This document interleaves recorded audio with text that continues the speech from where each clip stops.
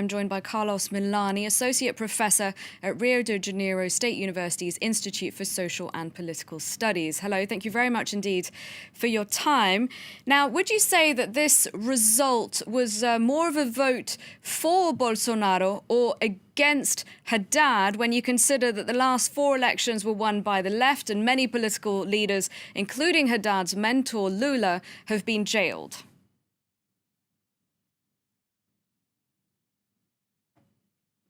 I think there is a little bit of both in the vote that has just popped up yesterday, the results that popped up yesterday. There is one part of the vote, one dimension of the results that show that the Brazilian population is very much against the continuation of what they perceive as the current political system.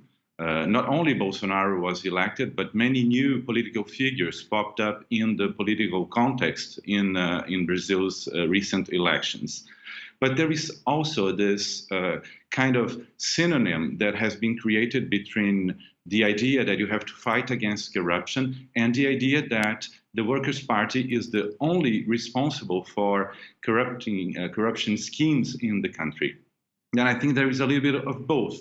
But the legitimation of the fight against corruption and its association, its immediate and easy association with the fight against the Workers' Party has also, in my view, hidden other moral values and political stances, such as racist behavior, misogynist behavior, and all the stances and morals and political stances against gay people, trans people in Brazil, which is indeed a little bit worrisome for the continuation and the development of our very young democracy. But do you think that now that he's won power, he might actually soften his stance? I mean, right after the results came in, Jair Bolsonaro told supporters that he would be a, I quote, defender of democracy, and he said he would uphold the Constitution.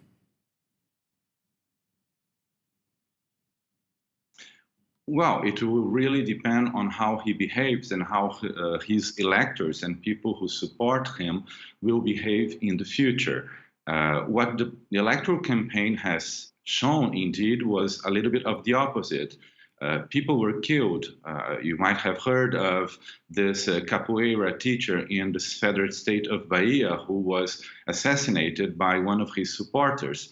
And Bolsonaro's answer to that murder was that he was not responsible for it, but he did not condemn it firmly as we would have expected from a political figure such as the future president of our republic.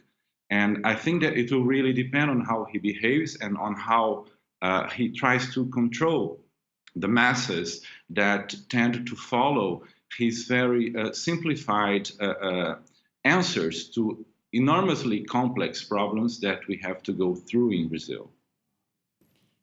Now, Brazilian stocks are up after Bolsonaro's victory, and yet he has said, I really don't understand much about the economy. That's what he once admitted. But he has tapped an economist, Paulo Guedes, as his financial tsar. What can you tell us about him and Bolsonaro's economic platform? Yes, his economic platform is not very clear in his governmental proposals, but it seems that it's a very ultra-liberal proposal for the reform of the Brazilian economy. This reform has indeed already begun under the current government. President Michel Temer has already started making huge economic reforms in the sense of opening the economy and reducing the size and the role of the state in the regulation of the market. The thing is that Bolsonaro has a very, in political terms, very nationalistic proposal. One of his banners, I mean, his main banner was Brazil first and God in front of everyone, before everyone. He mixes a little bit of political nationalism and religious conservatism in his political banners. And one of my points is that is the following question: how do you associate nationalism with economic ultraliberalism.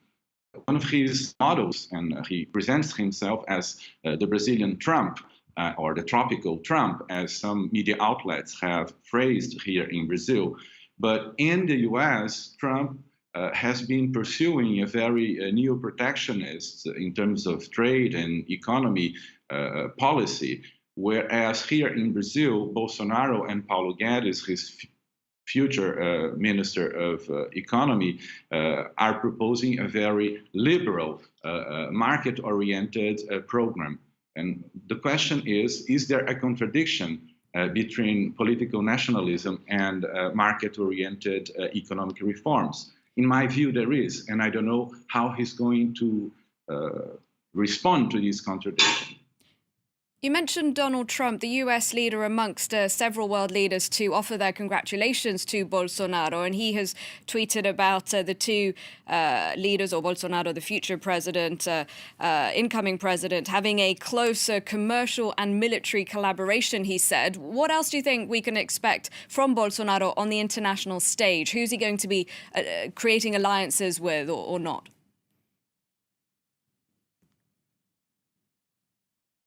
Well, after the pink wave here in South America, when we had leaders such as Brazilian Lula, the Kirchners in Argentina, and others, now I think we are just changing this pink wave into a wing, another kind of right wing in South America. This is probably more favorable for the US interests under Trump's administration. We are very worried with the possibility of a regional destabilization, and there are demands here and there asking for a regime change in Venezuela. And what will Brazil's role be in Venezuela is one of the key questions that we have to monitor and evaluate in the near future under Bolsonaro's presidency. Carlos Milani, thank you very much indeed for your time and your analysis.